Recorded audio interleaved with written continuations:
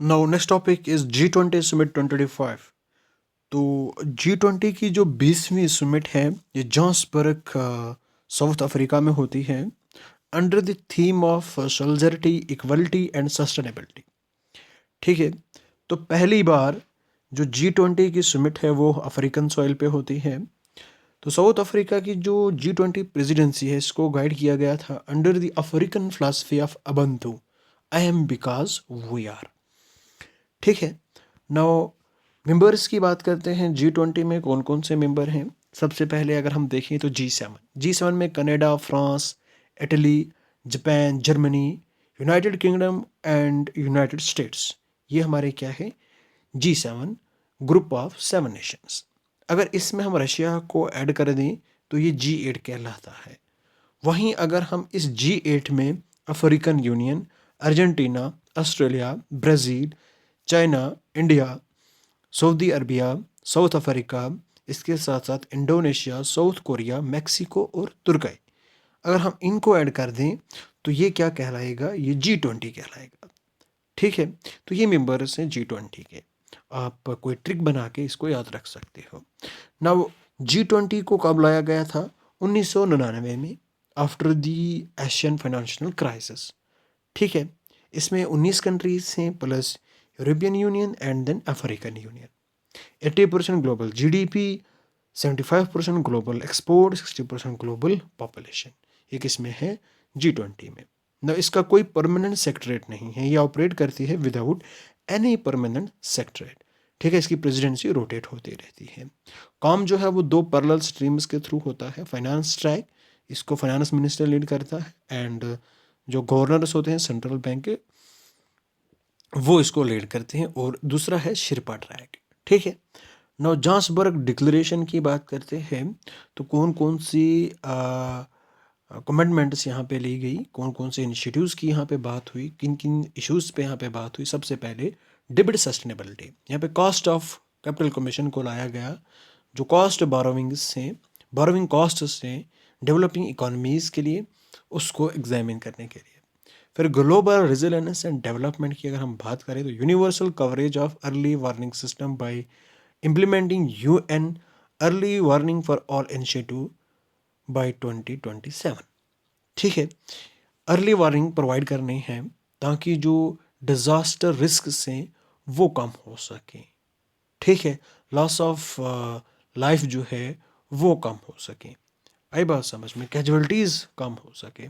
No, AI for African initiative, तो इस initiative को यहाँ पे लॉन्च किया गया ताकि जो कंप्यूटिंग पावर है, टैलेंट है, उसको एक्सपेंड किया जाए अक्रॉस अफ्रीका। ठीक है, एनर्जी एंड क्लाइमेट ट्रांजिशन की बात करें तो मिशन 300 इसको लीड करता है world bank group and African development bank. तो इसका मकसद है 300 मिलियन लोगों को कनेक्ट करना इलेक्ट्रिसिटी के साथ इन अफ्रीका बाय 2030। ठीक है, triple global renewable energy capacity, double the global average annual rate of energy efficiency improvements by 2030। ठीक है, ये कमिटमेंट्स यहाँ पे होती हैं। Now G20 critical mineral framework, ये वॉलंटरी और नॉन बाइंडिंग ब्लूप्रिंट है जो कि फोकस करता है सस्टेनेबल वैल्यू चेन्स को सिक्योर करने में, इन्वेस्टमेंट इन मिनरल एक्सप्लोरेशन को लेकर। ठीक है, गवर्नेंस को स्ट्रांग बनाने में फॉर सस्टेनेबल माइनिंग प्रैक्टिसेस। ठीक है, नाउ ये प्रिजर्व करता है सॉवरेन राइट्स को, जो कंट्री के रिजर्व्स होते हैं। ठीक है, फॉर इंक्लूसिव इकोनॉमिक ग्रोथ, किस लिए? इंक्लूसिव इकोनॉमिक ग्रोथ के लिए। आई बात समझ में? No, youth and gender targets की बात करते हैं। यहाँ पे नेल्सन मंडेला बे टारगेट को अडॉप्ट करने की बात होती है ताकि जो rate of not in employment, education and training, उसको कम किया जाए 5% से 2030 तक। ठीक है, और जो जेंडर गैप है लेबर फोर्स पार्टिसिपेशन में, उसको कम किया जाए 25% से 2030 तक, 2012 लेवल से। इंडिया के क्या क्या प्रपोजल्स थे G20 में 2025 में, और इंडिया किन चीज़ों को क्रिएट करने के बारे में बता रहा है। इंडिया ये बता रहा है कि यहाँ पे G20 global traditional knowledge repository को क्रिएट किया जाए, G20 अफ्रीका सिकल्स मल्टीप्लायर को क्रिएट किया जाए, G20 global health care response team को क्रिएट किया जाए, ओपन सैटेलाइट डाटा पार्टनरशिप को क्रिएट किया जाए, क्रिटिकल मिनरल सर्कुलरिटी इनिशिएटिव को क्रिएट किया जाए, G20 initiative on countering the drug terror next, यानी कि एक इनिशिएटिव ऐसा बनाया जाए G20 का जो कि काउंटर करे ड्रग टेरर नेक्सस को। आई बात समझ में? ये किसकी कमिटमेंट्स थी, ये किसके प्रपोजल्स थे? ये इंडिया के प्रपोजल्स थे। कहाँ पे? G20 समिट 2025 में। आई बात समझ में ना? सिग्निफिकेंस क्या है G20 का? सबसे पहले लेजिटिमेसी एंड इंक्लूसिविटी। देखो G20 जो है ये एडवांस इकानमीज जैसे कि G7 है, और जो इमर्जिंग मार्केट है जैसे कि जो इमर्जिंग मार्केट इकानमीज हैं जैसे कि ब्राज़ील है, ब्रिक्स है। तो इन कंट्रीज़ को ब्रिक्स में कौन कौन सा? Brazil, Russia, India, China and south Africa. ठीक है, इन कंट्रीज़ को क्या करना? इन कंट्रीज़ को एक साथ लाना, ठीक है, एक प्लेटफॉर्म में, और जो ग्लोबल इश्यूज हैं उनके ऊपर डिस्कस करना। नाउ इकोनॉमिक क्राइसिस मैनेजमेंट ये प्राइमरी कोऑर्डिनेटिंग बॉडी की तरह सर्व करती है फॉर ग्लोबल इकोनॉमिक पॉलिसी। जैसे कि 2008 का जो फाइनेंशियल क्राइसिस आई थी और G20 ने उससे प्रिवेंट किया, ठीक है, और जो ग्लोबल डिप्रेशन से लोगों को बाहर निकाला, ठीक है, मेंबर कंट्रीज़ को बाहर निकालने का काम किया, ठीक है। नाउ मल्टीपल रिफॉर्म ड्राइवर, तो ये एक पावरफुल कलेक्टिव वॉइस की तरह एक्ट करता है to reform the international institutions like IMF and World Bank and World Trade Organization. ठीक है, आई बात समझ में? No effectiveness related to Global South in G20 summit 2025। ना अगर हम बात करें तो यहाँ पे शिफ्ट हुआ है पावर के डायनामिक्स में from last 4 years। If we say the presidency of G20 इसको ग्लोबल साउथ ने ही होल्ड किया था, ठीक है, ये ग्लोबल साउथ के पास थी। अगर हम बात करें in 2022 Indonesia, 23 India and 24 Brazil, then 25 South Africa, ठीक है। तो ये एक सक्सेसफुल प्लेटफॉर्म है, ठीक है, ये एक ऐसा प्लेटफॉर्म है जिसको हमने सक्सेसफुली यूज़ किया है, जो अपनी प्रायोरिटीज़ हैं उसको यहाँ पे लाने के लिए, ठीक है, अपनी डेवलपमेंटल प्रायोरिटीज़ को आर्टिकुलेट करने के लिए, जैसे कि डिबेट सस्टेनेबिलिटी है, building A fryer international order at the global stage, ठीक है। नाउ चैलेंजेस जो कि G20 फेस कर रही है in the contemporary world order.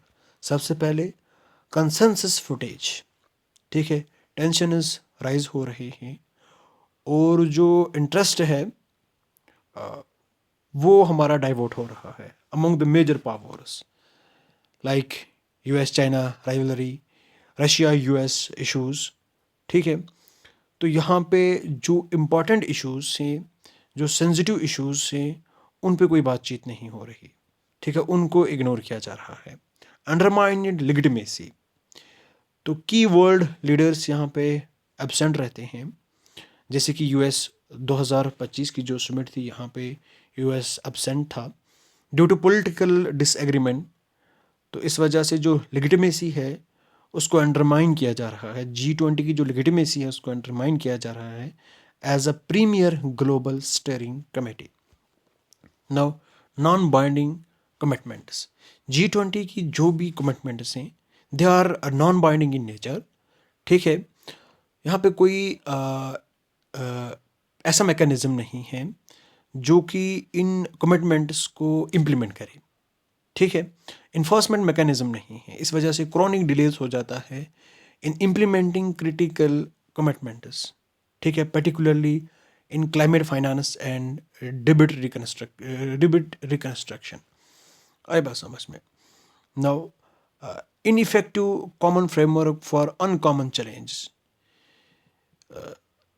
G20 common framework for डेब्ट ट्रीटमेंट, इसको क्रिटिसाइज किया गया है for being too slow and complex, because it is too slow and complex, no clear mechanism.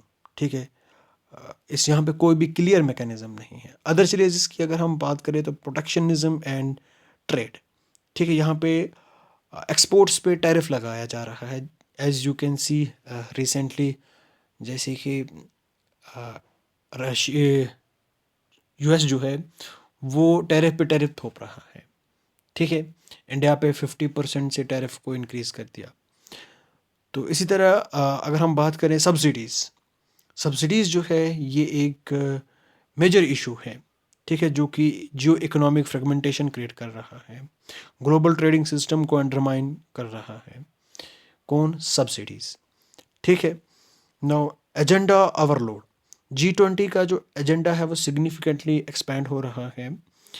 इसमें और भी बहुत सारे इश्यूज़ को इंक्लूड किया जा रहा है, जैसे कि AI governance, health, security, gender equality, जिस वजह से जो प्रेशर है हमारे रिसोर्सेज पे उस पे ज़्यादा प्रेशर पड़ रहा है।